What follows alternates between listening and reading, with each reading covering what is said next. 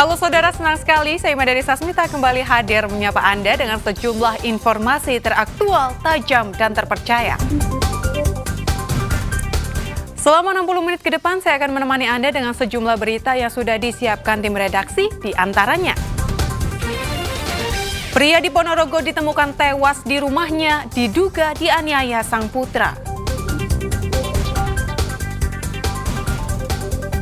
Kecewa diceraikan istrinya dan menikah lagi dengan tetangga, pria di Ponorogo hancurkan rumah menggunakan alat berat. Yayasan Pudi Amal Peduli Kasih SCTV Indosiar kembali menggelar operasi katarak gratis di Tulungagung.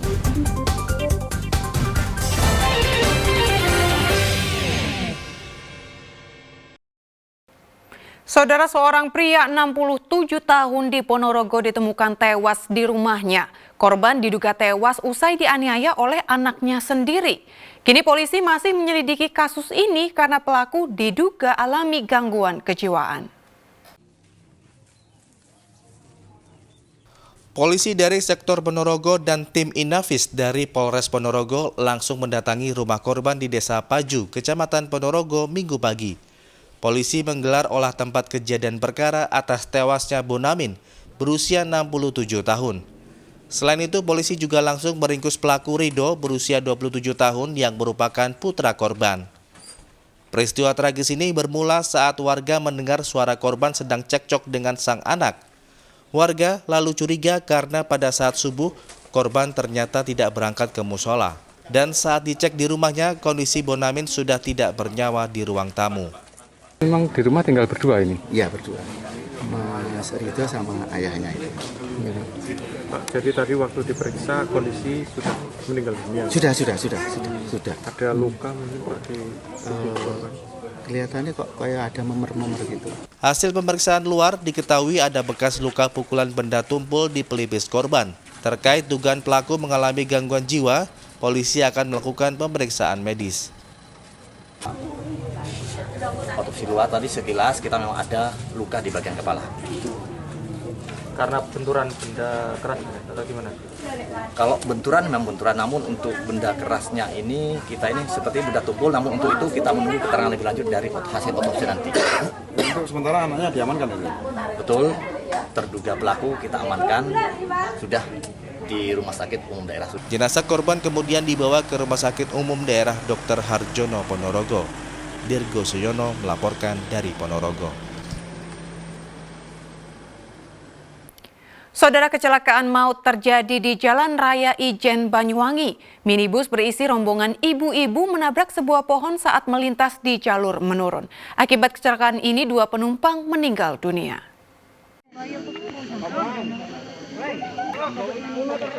Warga dan petugas kepolisian berupaya mengevakuasi salah satu korban kecelakaan maut di Jalan Raya Ijen, Kecamatan Licin, Banyuwangi.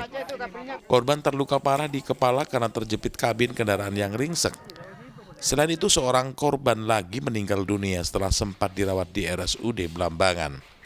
Minibus berpenumpang 8 orang termasuk sopir ini mengalami kecelakaan tunggal di jalur menurun lereng Gunung Ijen hingga menabrak sebuah pohon di tepi jalan. Kecelakaan terjadi saat minibus berisi rombongan ibu-ibu dari Kecamatan Genteng, Banyuwangi melaju dari arah barat ke arah timur di lereng Gunung Ijen setelah berwisata di Kawah Kurung, Bondowoso.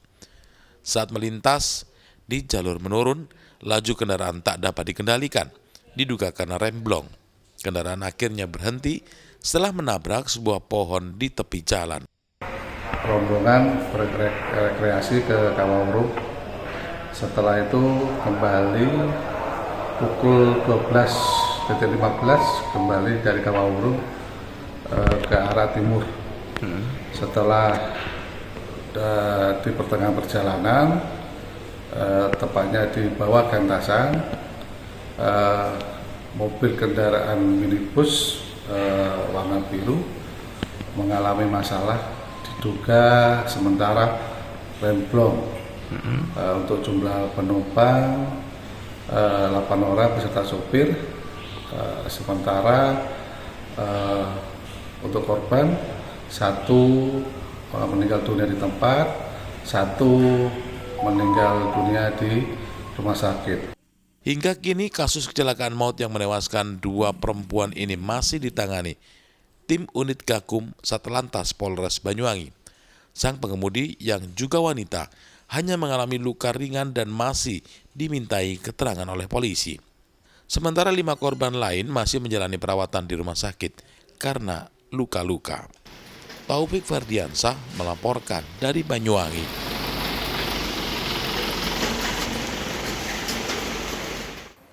Saudara, evakuasi seorang wanita yang tercebur sumur di Madiun berlangsung dramatis.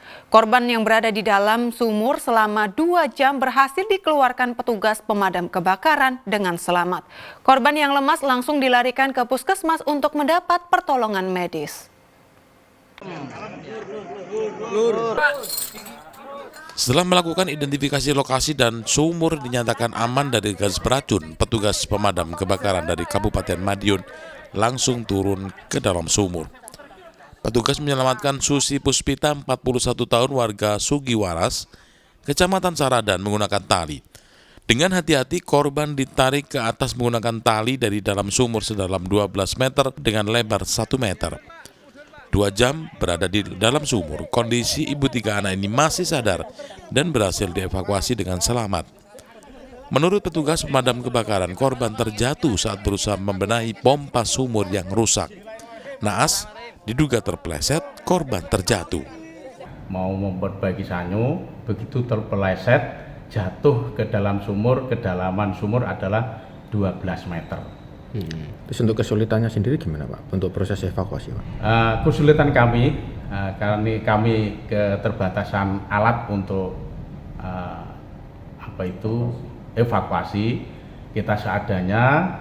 Kesulitannya di dalam sumur itu ada beberapa tangga besi, jadi kita sulit untuk mengevakuasi.